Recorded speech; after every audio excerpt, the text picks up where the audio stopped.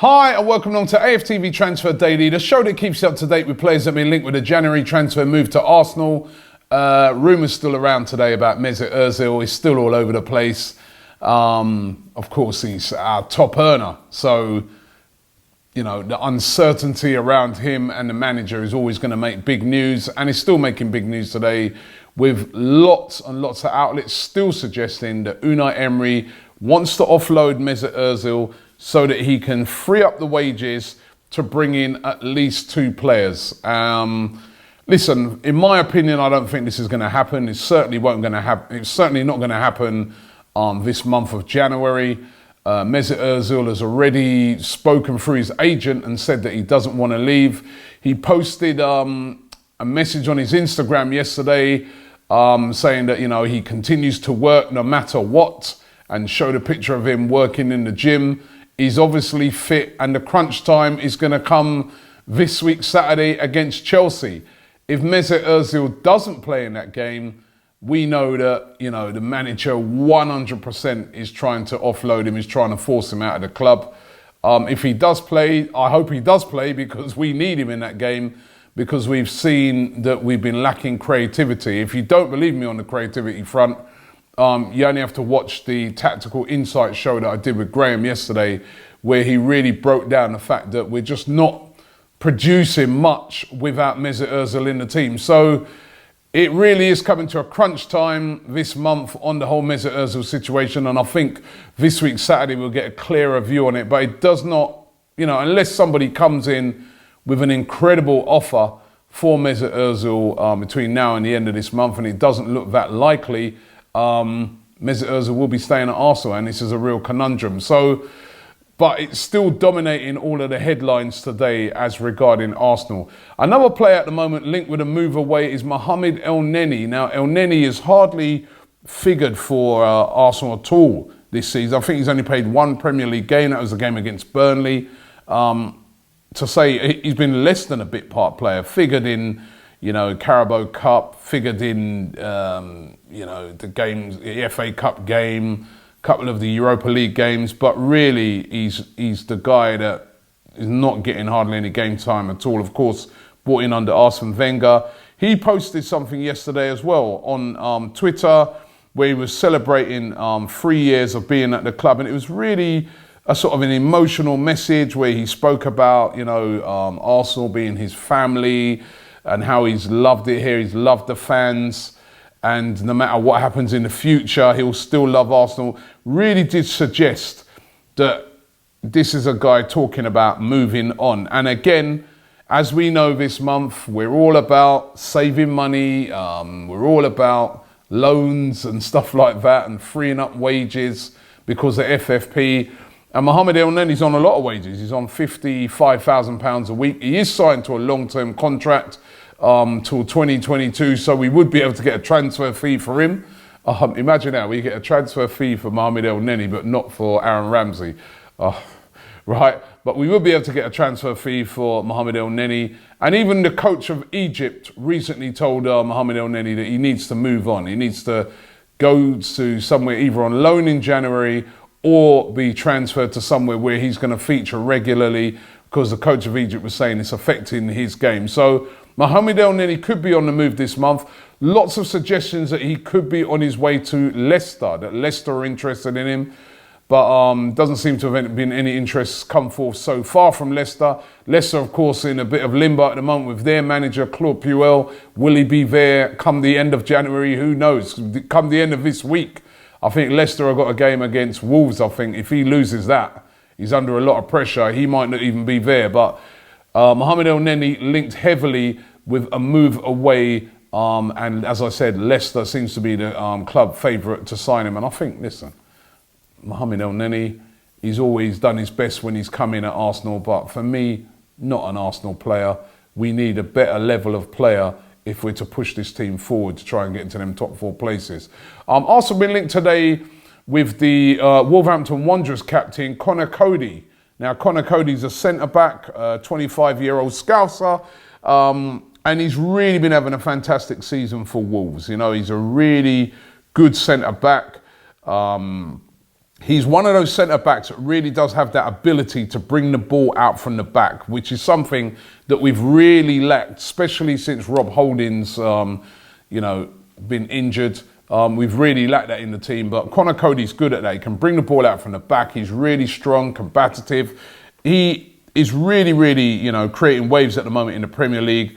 Got 2 years left on his deal at the moment, and has been offered a new deal by Wolverhampton Wanderers, or they're looking to offer him a new deal in the summer. But he hasn't signed it yet, and Arsenal, according to all the outlets, are keeping tabs on the situation and would be interested in trying to sign him. He wouldn't be cheap. As I said, 2 years left on his contract, but Arsenal interested in Conor Coady. They're also interested in a midfielder who currently plies his trade at Monaco. It's Youssef Benessa, rated to be around about the £9 million mark. However, could also possibly be available on loan. And we like a loan deal. He's a midfielder, plays for Monaco, as I said, also a Morocco international. And, it's said that he could be available. Monaco not exactly doing brilliant things at the moment. I have to admit, I don't know a lot about Benassa, but he is said to be quite highly rated, but not, your Mesut Ozil replacement or Aaron Ramsey replacement. I suppose, maybe as a long-term player, could be one of those that develop and becomes a decent player, but Arsenal being linked with him today. Still, the links continue about Denis Suarez. Now, what's happening with this Denis Suarez situation? This has been the strongest link all January. This has been the player that Arsenal has been really after, their real number one target. Talks are deadlocked at the moment between Barcelona and Arsenal. You guys already know Barcelona want money for him.